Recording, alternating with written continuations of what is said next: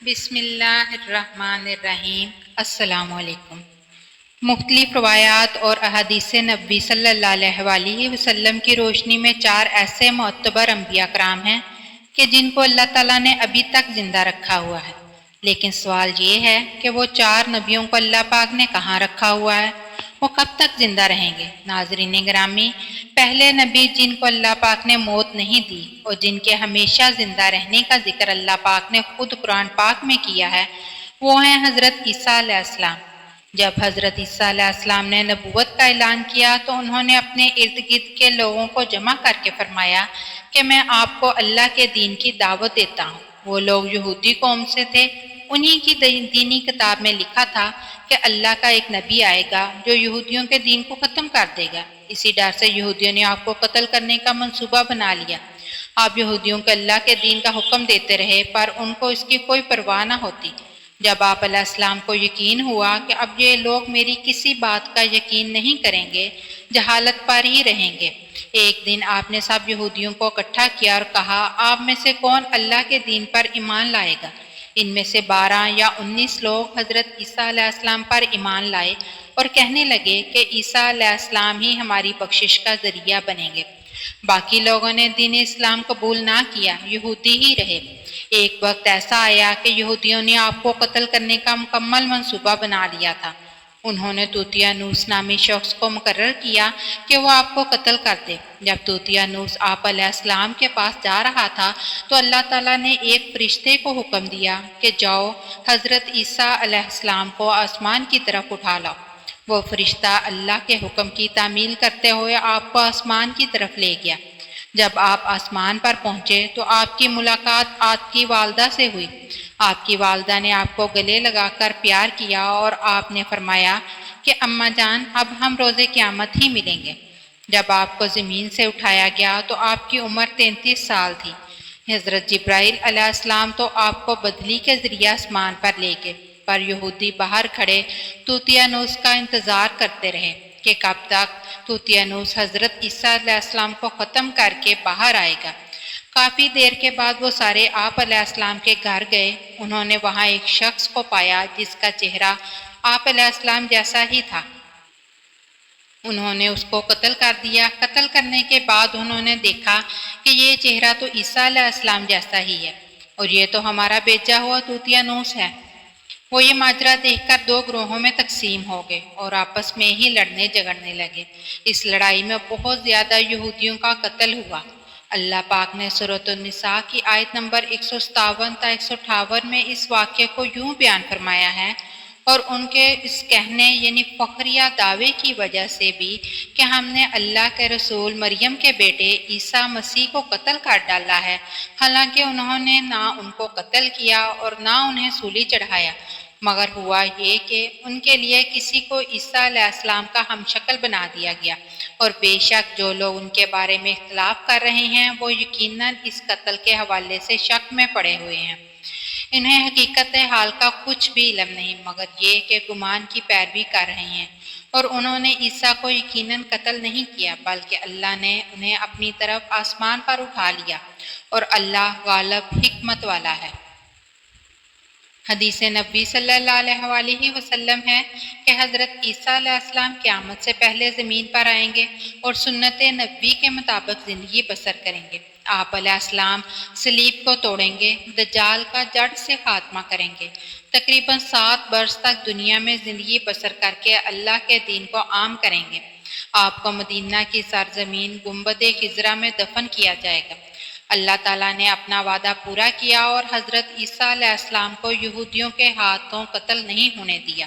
آپ علیہ السلام کو آسمان کی طرف اٹھا لیا۔ جس مذہب کا یہ عقیدہ ہے کہ حضرت عیسیٰ علیہ السلام قتل ہوئے یا سولی پر لٹکائے گئے وہ دائرہ اسلام سے باہر ہیں، بلکہ وہ تو کفر کر رہے ہیں۔ ناظرین گرامی، دوسرے نبی جن کو اللہ پاک نے ہمیشہ کی زندگی عطا کی ہوئی ہے وہ ہے حضرت خضر علیہ السلام۔ حضرت خضر علیہ السلام اس وقت دنیا میں تشریف لائیں گے جب دجال جاہلیت پھیلانے کے لیے نمودار ہوگا۔ حضرت خضر علیہ السلام ان لوگوں کو اللہ کے دین کا حکم دیں گے۔ ایک روایت میں ہے کہ حضرت محمد صلی اللہ علیہ وسلم اپنے صحابہ کرام کو حضرت خضر علیہ السلام کا قصہ سنا رہے تھے کہ آپ نے فرمایا کہ خضر کا باپ ایک بادشاہ تھا جو حضرت خضر کو اپنی بادشاہت نوازنا چاہتا تھا، لیکن حضرت خضر کو دنیا کی بادشاہت پسند نہ آئی تو انہوں نے اپنے والد کی سلطنت کا جانشین بننے سے انکار کر دیا اور اپنے والد گرامی سے ناراض ہو کر جنگل میں جا کر رہنے لگے جہاں ان کو کوئی بھی ڈھونڈ نہ سکا۔ آپ کا گزر ایک آب حیات کے چشمے سے ہوا، اس چشمے سے پانی پی کر آپ تاحیات زندہ رہنے میں کامیاب ہو گئے۔ آپ کے تاحیات زندہ رہنے کا ذکر کافی روایات میں ملتا ہے۔ حضرت انس رضی اللہ تعالی عنہ نے ایک روایت میں آپ کا ذکر اس طرح کیا ہے کہ جب اللہ کے نبی کا وصال ہوا تو ایک بزرگ سارے مجمع سے ہوتا ہوا آپ کی میت کے پاس آ کر رک گیا۔ اس نے کچھ پڑھا اور واپس چل پڑا۔ اس کے جانے کے بعد وہاں موجود صحابہ نے پوچھا، یہ کون شخص ہے؟ اس شخص کے بارے میں کوئی علم رکھتا ہے؟ حضرت علی بولے، جی ہاں، یہ حضرت خضر علیہ السلام ہے۔ حضرت خضر علیہ السلام اللہ کے حکم سے مصیبت زدہ لوگوں کی رہنمائی کرتے ہیں۔ آپ علیہ السلام لوگوں کی اصلاح کر کے ان کو اللہ کے حکم کے مطابق زندگی گزارنے کا حکم دیتے ہیں۔ ایک روایت میں ہے کہ حضرت خضر علیہ السلام سمندروں میں مصیبت زدہ لوگوں کی مدد کرتے ہیں۔ حضرت خضر بہت نیک اور خدا ترس انسان تھے۔ کچھ روایات میں ہے کہ جو بندہ حضرت خضر علیہ السلام کی کنیت یعنی ابو العباس بلیہ بن ملکان اور ان کے آباء و اجداد کا نام یاد رکھے گا تو اس کو مرتے وقت کلمہ نصیب ہوگا۔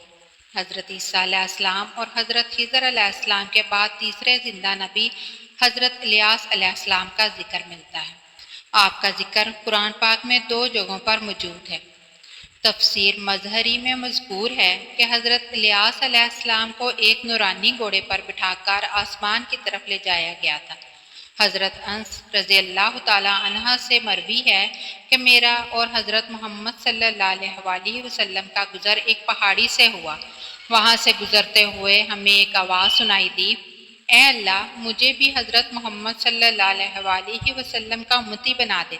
یہ آواز سنتے ہی اللہ کے نبی نے مجھے فرمایا، اے انس، اس آواز کا پتہ لگاؤ، یہ کون ہے؟ حضرت انس فرماتے ہیں کہ میں جب اس پہاڑی کے اندر گیا تو کیا دیکھتا ہوں کہ ایک سفید پوش بزرگ اللہ کی عبادت میں مشغول تھے۔ جب انہوں نے مجھے دیکھا تو کہا، اے بندے، تو محمد صلی اللہ علیہ وسلم کا صحابی ہے؟ حضرت انس نے ہاں میں جواب دیا۔ اس بندے نے کہا، میرا سلام محمد صلی اللہ علیہ وسلم کو پہنچا دو اور محمد صلی اللہ علیہ وسلم سے عرض کرنا کہ حضرت الیاس علیہ السلام آپ کو ملنا چاہتے ہیں۔ میں نے واپس آ کر حضرت الیاس کا پیغام آپ کو دیا تو آپ صلی اللہ علیہ وسلم مجھے ساتھ لے کر وہاں چلے گئے۔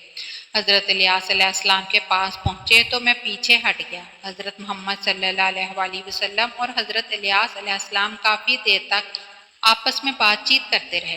اللہ کی طرف سے آسمان سے کھانا نازل ہوا تو حضرت محمد صلی اللہ علیہ وسلم نے مجھے بھی پاس بلایا اور ہم تینوں نے مل کر کھانا کھایا۔ جب کھانا ختم ہوا تو میں نے دیکھا کہ ایک سفید پرندہ آسمان سے نیچے کی طرف آ رہا ہے۔ وہ حضرت الیاس علیہ السلام کے پاس آیا تو حضرت الیاس علیہ السلام اس پر سوار ہو کر آسمان کی طرف چلے گئے۔